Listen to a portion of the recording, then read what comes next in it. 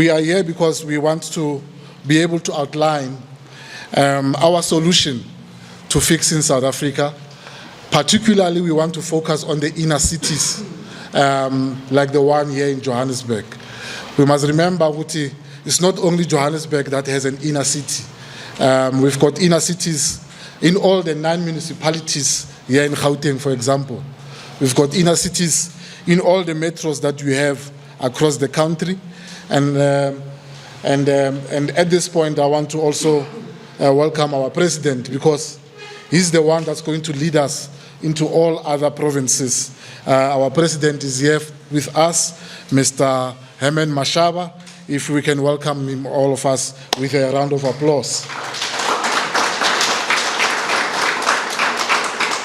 So, you know, when he was the mayor of the city of Johannesburg, remember, Mr. Mashaba, it was around 2019, not 2019, but 2017, when you came up with what we call a 10-point plan. So he came up with a 10-point plan because we wanted to see what is it that we can do in the city on a short space of time, but what is it that we can do in the city on a long-term basis. This 10-point plan had a number of things from 1 up until 10. But number 10 of that 10-point plan, Mr. Bill, was about reviving the inner city. He was quite clear when he spoke to the executives, to the managers in the city of Johannesburg about reviving the inner city. We came up with a plan that was called Inner-City Revitalisation Plan, because it became a mechanism for us to be able to take over a number of properties that were hijacked. We identified quite a lot of them, and close to about 700 at that time, and some of them were owned by the city. And we are currently in one of those properties that was hijacked, and later on it got to be what it is today.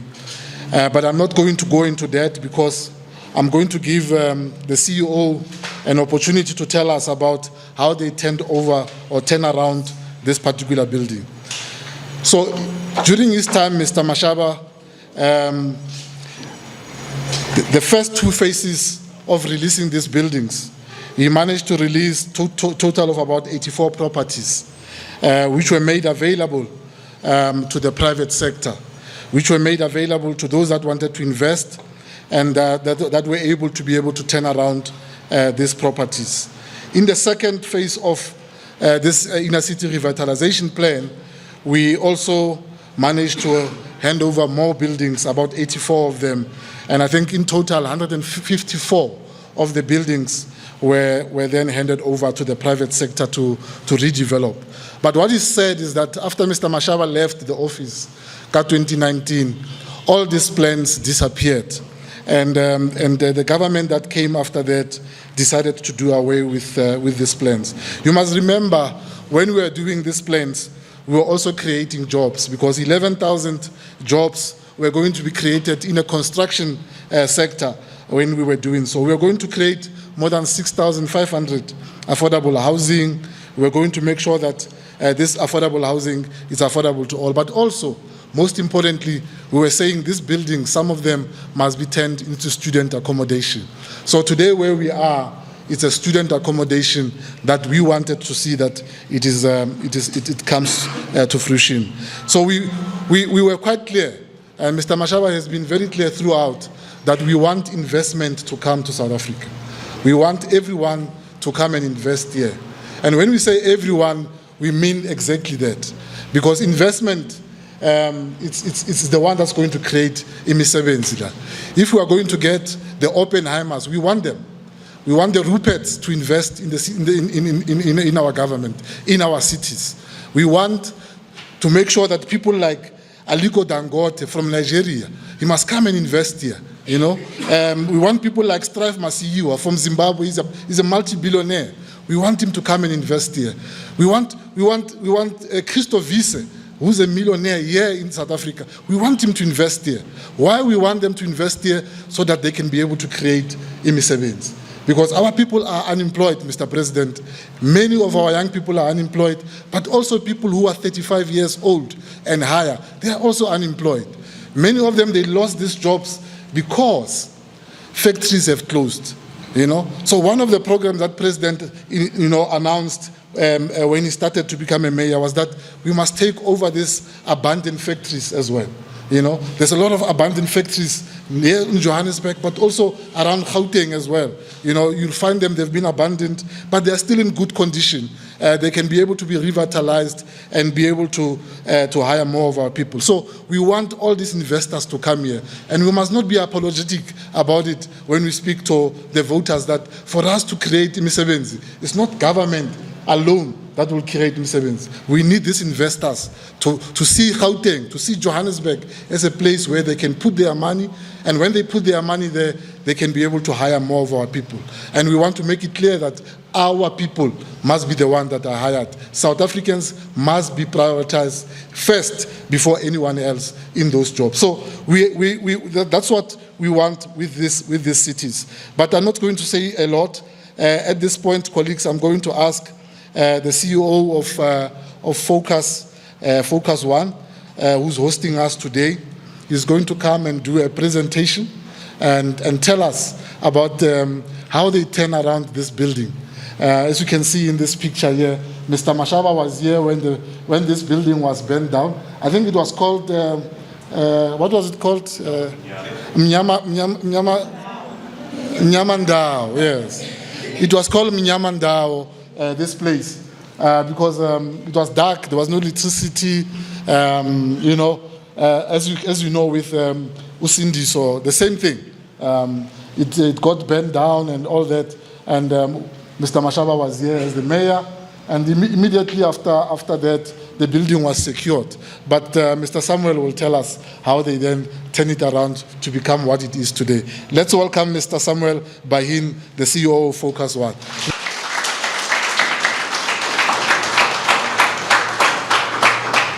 Very grateful to have the President of ActionSA, President Herman Mashaba, and the entire team of ActionSA.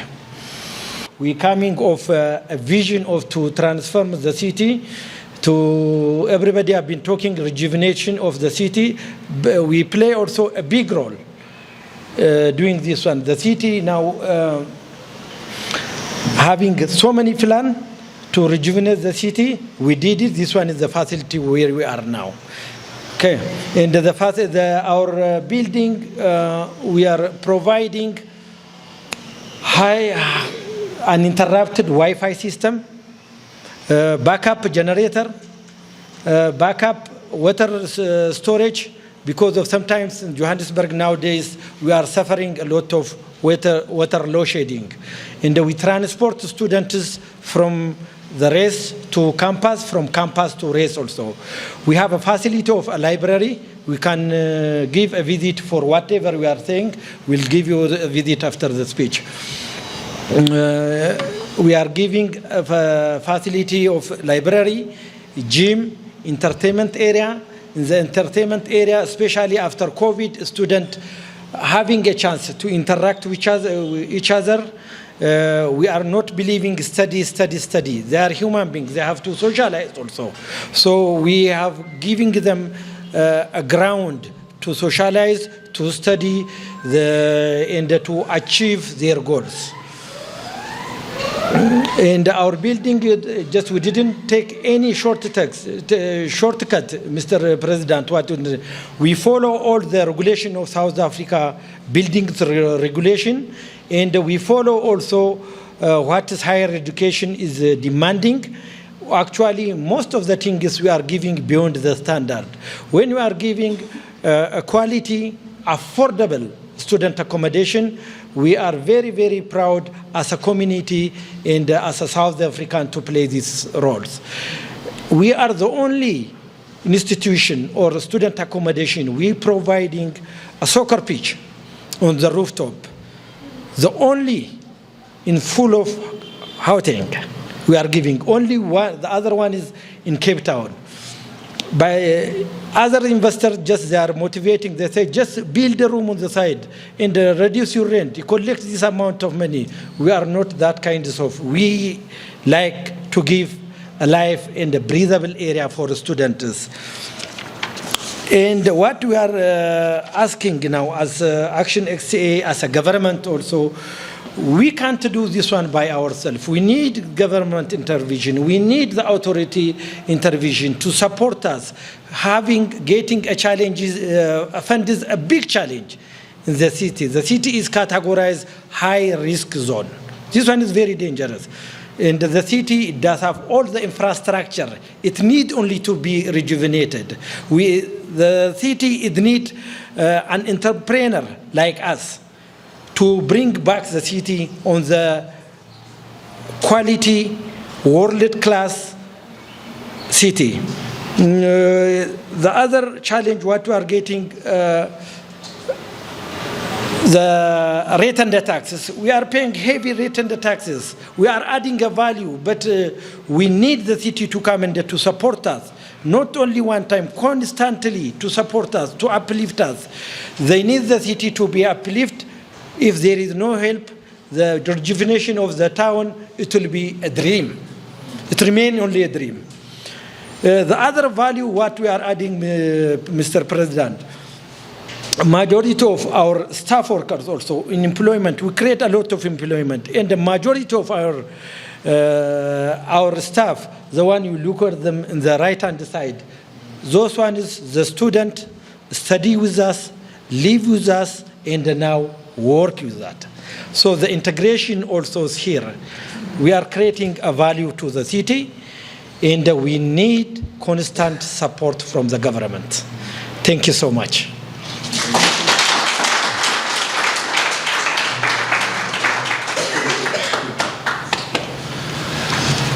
Thank you very much, Mr. Bayin. I think the point that you have made, which you have emphasized at the end, you need a government that is decisive. You need a government that will support you as business people so that we can be able to do what you do best. And us as ActionSA, we are very lucky that we've got a president and I think he's the only president of any other political party. You can go around and look for other parties and see whether do they have a president who was in business, who started his own business when he was 22 years old. Do you have a president that has built his own factory, hiring 10,000s and 10,000s of people in his Black Like Me factory? Check around and see whether do you have a president of any party that has been a mayor and know what is happening in government. ActionSA is very lucky. We are lucky that we've got such a person, someone that is decisive, someone that doesn't take nonsense, someone that when he says he's going to do something, he's going to do it. When he said we are going to install security guards in the city of Johannesburg, and his political party that time, the DA was saying, no, but this is not our policy. This decisive president told the leadership of the DA that if it's not your policy, go and make it your policy. Because I am going to install security guards where I'm the mayor. So by those words, I'm introducing to you to our president, the founder of the People's Dialogue, the incoming president of South Africa after the 29th of May, Mr. Herman Mashaba. Please come and address us.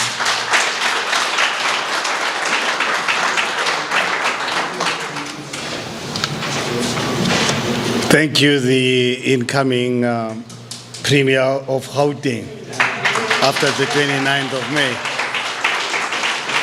Thank you to the CEO of Thofukas Group and your management. You really and truly make me really very proud. I really look at this picture in reflection. This was really very difficult period for me. Just taking over the city. Mayors before me, governments before me, provincial and local government, all of them allowing our city to decay like this. When I came here, I remember on this particular day, the police too scared to go into the building that is not safe. I said, my goodness, what kind of police are you? You can tell me a building is a no-go area in our own city. I said, I'm going in this. There's no place in the city of Johannesburg and I'm a mayor that is going to be a no-go area for me. And I went in, and the media and the police followed me. And here is it. And now look at this facility. They'll take us through the tour so that you can actually see what the Inner-City Rejuvenation Project that I initiated ended up to. You know, when I took over as the mayor of the city of Johannesburg, at the time, 300,000 housing backlog. At the time, the city, at the most they could ever build was 2,000 RDP houses. Bad quality, up to 60 kilometers away from job opportunities for poor people. In fact, this government, honestly, when it comes to special planning, they did worse than even apartheid did. You can imagine in a new democratic dispensation, taking our people, having to use up to 60% of their meager salaries for transport. Today, from what I learned from our councillors in the city of Johannesburg, housing has now increased to over 500,000. Because at the time when I was a mayor, I was facing a huge challenge, 300,000 housing backlog. The city was attracting 3,000 people every month coming into into our town. And 2 weeks or so after taking over, I took all the executives, and all of them at the time were all senior ANC members, holding senior positions in government. I took them on a workshop for a week, and we had to really commit on priorities to turn the city around. And one of the projects, as Funzi has indicated, was the Inner-City Rejuvenation Plan. And I made it really very clear to these officials that we are not here to play. This is not an ANC government. This is a multi-party government elected by the people of the city of Johannesburg. And if you remember the 10-point plan, the number one plan was for them to argue whether the elections were free and fair. And if you agree the elections were free and fair, you as Section 56 managers, you're not politicians. You must take your political nonsense out of your work. You carry out the mandate of this government, and they are great. They would really do it, including actually embarking on a skills audit, because some of them were appointed to positions not because of what they knew. They were appointed in positions because of who they knew. So fortunate enough, some of them ran away before the skills audits were done. And fortunate enough, majority of them embraced our new government and started implementing our program. When it comes to hijacked building, this is possible. Honestly, you don't have to really be a rocket scientist. What you need is a political will to be able to really do the right things and allow the private sector. It's not the city that built us. I remember when I had to Funzi and I, Funzi can tell you how many meetings it took us to convince the EFF to support this inner city. I remember initially they supported the program, but they said the city must build. And Funzi and I, we had to actually take them through to say, but guys, yes, we would love as a city to build, but where are we going to get the funds from? We had to show them the balance sheet of the city of Johannesburg. We had to show them the balance sheet of the province. We had to show them the balance sheet of the national government. But we went to an extent of actually showing them where their people live, people who voted for them. We said, are you prepared to allow your people to live under these conditions? Let's allow the private sector. In fact, Funzi and I, we said, allow us to exploit white monopoly capital. Remember, we said, let's get white monopoly capital to build houses for our people. And eventually they bought into this. You can imagine they moved away from their own policies of saying no, they will do everything. But reality caught up with them. We showed them the reality. We respected them. But when it came to insourcing, the party that Funzi and I were representing at the time, the DA, when it came to insourcing, a case for insourcing, our people were exploited by tenderpreneurs. Then the DA says, no, insourcing is not their policy. You know what? I said to them, the DA, if insourcing is not your policy, I don't run a DA government, I run a multi-party government. So go and make it your policy, because I am going to insource our exploited people in the city of Johannesburg. So it is possible. When I was the mayor, identified over 600 of these buildings and properties. By the time I left in 2019, unfortunately I only served, as you are aware, I only served as a mayor for 3 years, because sometime August of 2019, I came across secret meetings between the DA and ANC to have a motion of no confidence against me. I'm sure you still, fellow South Africans, remember that part. And obviously, there was just no way I would really wait to really be pushed. But why I'm talking about it is because by that time, as the city of Johannesburg, we had already awarded 154 buildings to the private sector. 154 buildings. Passed through council. Not something that we did in dark corners or at some shebeen in Saxon world. Passed through council, 154 properties were already awarded to the private sector. Those buildings were going to yield 22,000 permanent jobs, 14,000 housing opportunities, including student accommodation. Unfortunately, with the ANC and DA not liking what I was doing, then they planned to have a motion of no confidence. My sin with the DA was that I was focusing too much of my energy on poor people.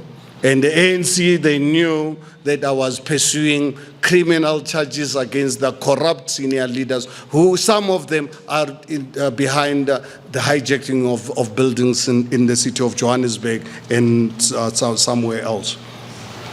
And one thing that actually, as now the chairperson of Gauteng, you've got to get our councillors in the city of Johannesburg.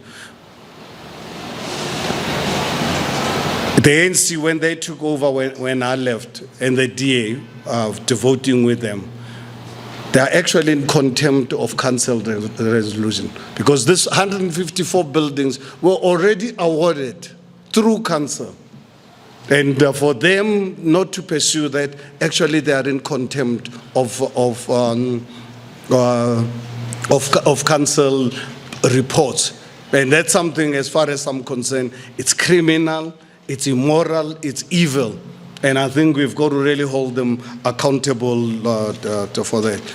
The last council meeting that I attended, we actually made public 37 factories to be awarded to the private sector. Unfortunately, I left before, but council approved that this 37 factories can be given to the private sector to turn them into affordable accommodation. Unfortunately, I believe when I left, the ANC government said, this is the Mashaba project, they must put it aside. And that is why we've got to hold them honestly, criminally and morally accountable for this, because who's now suffering?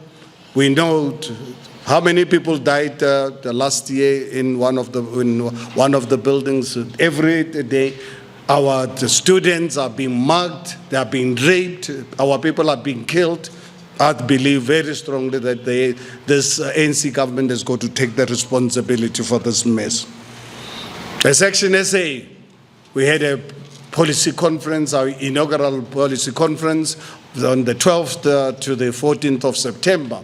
At that conference, we committed as an approved policy that abandoned properties in the city of Johannesburg, throughout the country, is going to be our priority. And because we know we're going to take over a government that is broke, a government that pays up to R1 billion a day in interest. So we're not going to have the money. So we don't want to lie to South Africans that we will build.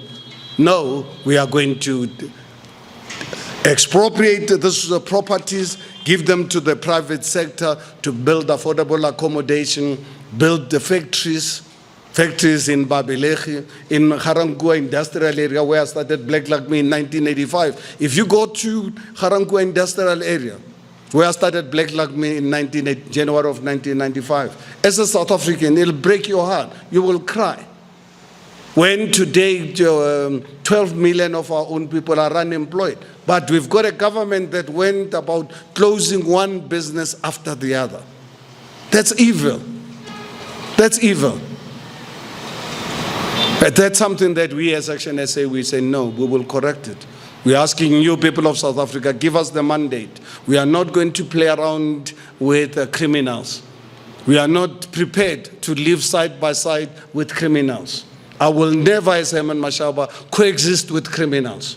And we are asking you South Africans, give us the mandate, we'll clean up criminality in South Africa. We will never live in a country where 86 people are being murdered every single day. A country where genocide is happening right now.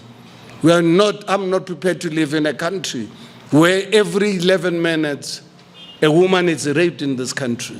I'm not prepared to live in a country where drug cartels are here to destroy our youth and in the process destroy our families.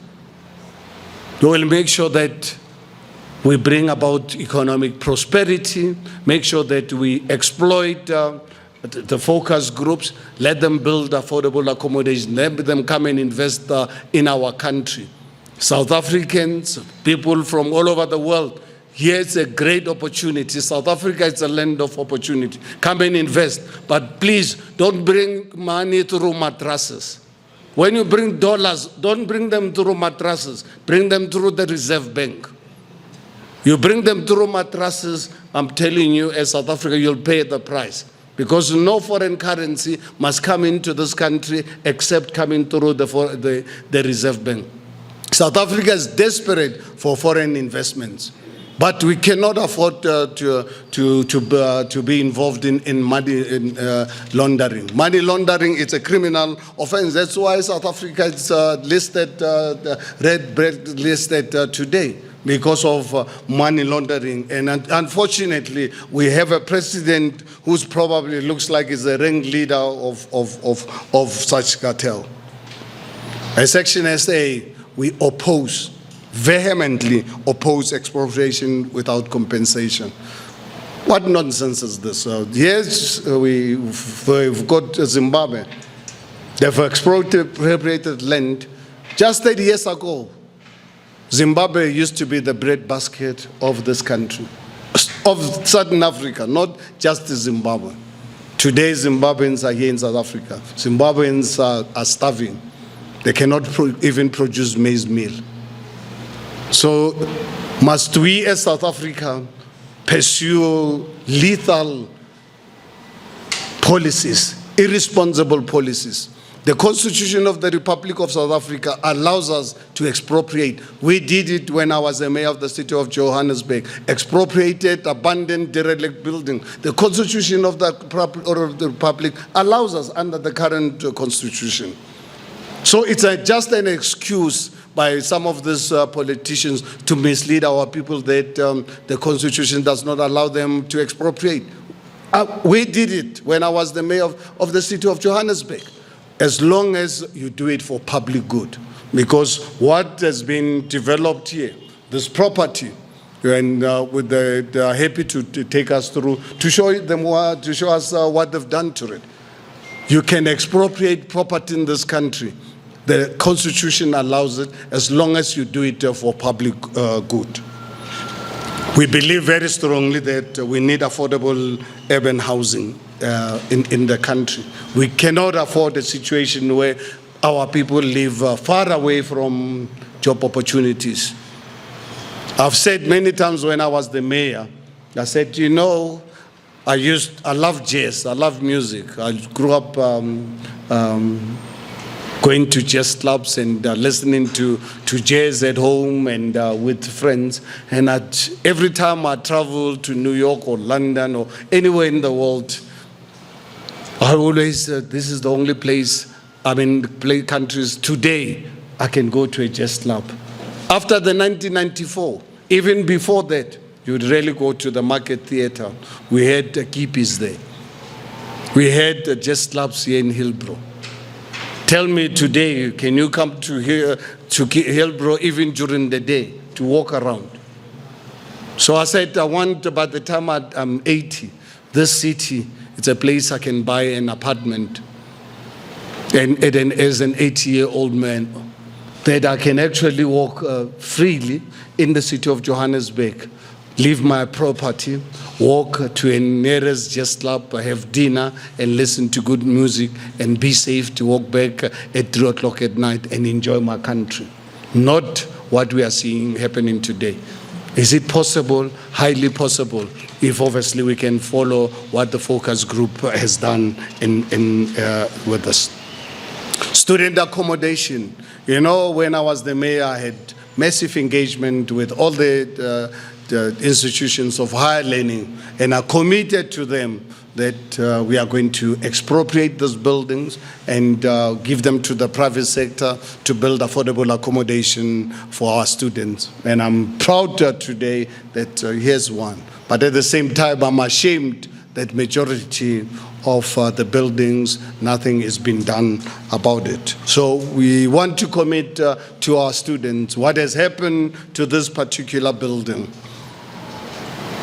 Give ActionSA a political mandate so that Funzi Ngobeni can put pressure on all the municipalities in Gauteng to ensure that no, we don't want to see an abandoned derelict building. We don't want to see one single hijacked building. People behind hijacking, they must go to prison, not to go to correctional services. I'm not interested in we are not interested in correctional services. We want prisons for these hardened criminals. We will have correctional services for minor crimes, and we'll make sure that we can rehabilitate those ones and so that they come back to society. But hijackers, murderers, rapists, drug dealers, we want them to go to prison and really feel what it is when you hate us as society.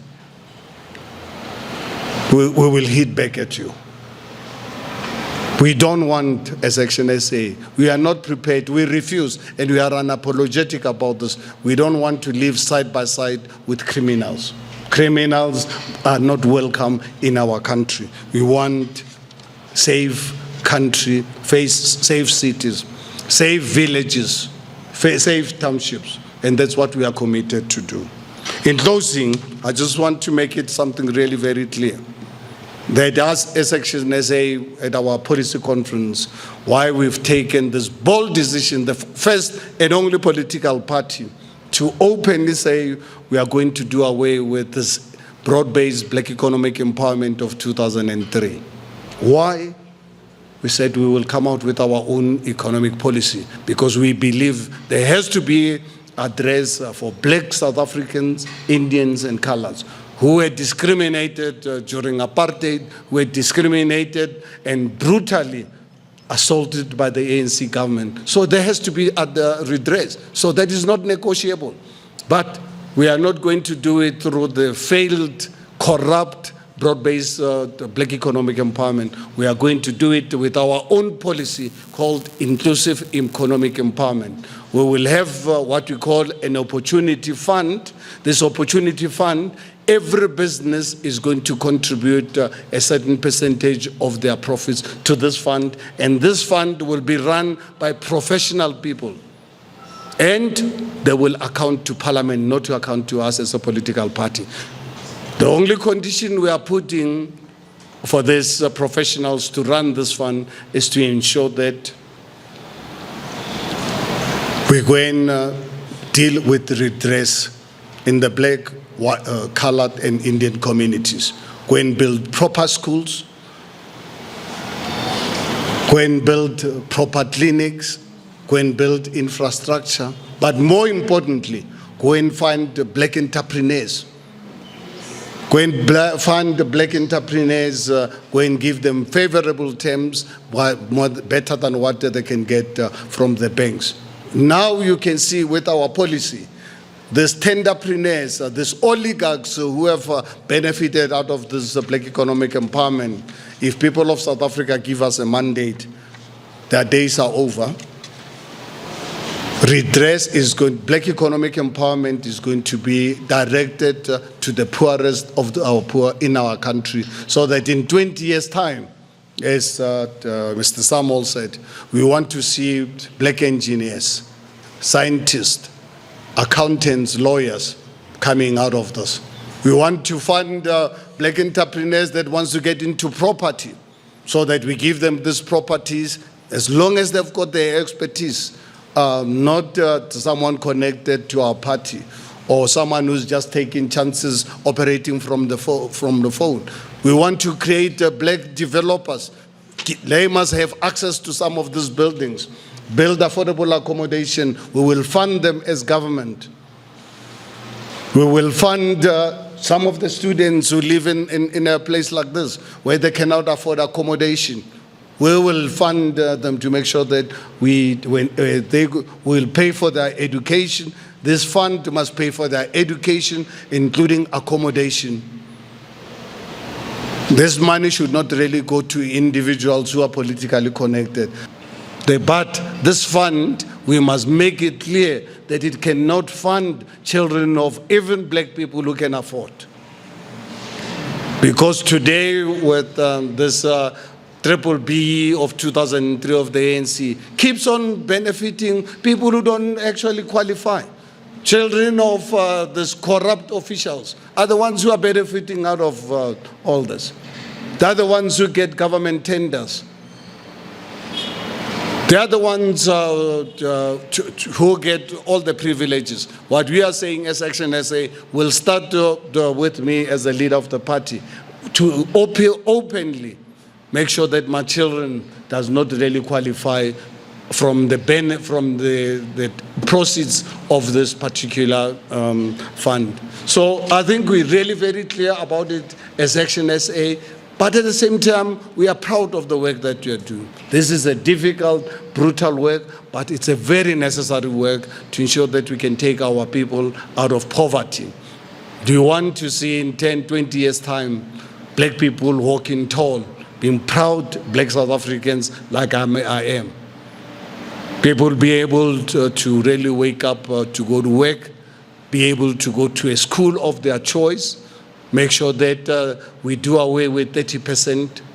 We make sure that our children must master maths and science. Our children must be plumbers. When there's a development like this, they must get a black plumber or an electrician who's going to do the right thing, because we are going to invest in technical training colleges so that we can produce proper professional plumbers. When these developments are happening, that we go out in Soweto, we go in Alexander, we know that there's a professional plumber, properly trained, properly certified, to make sure that we can deliver services to our people.